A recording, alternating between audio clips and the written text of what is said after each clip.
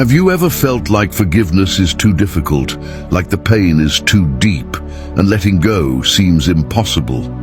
You're not alone. But what if I told you that forgiveness is not just about the other person, it's about setting yourself free? In Matthew 6:14, Jesus tells us, if you forgive others their sins, your heavenly Father will also forgive you. But let's be honest, sometimes forgiveness feels impossible. The wounds run too deep and the betrayal cuts too much. But here's the truth. Forgiveness is not about forgetting, it's about releasing. It doesn't mean that what happened was okay, but it means you refuse to let bitterness control your heart. When you forgive, you open the door for God's peace to heal you from the inside out. Think about this. Unforgiveness is like drinking poison and expecting the other person to suffer.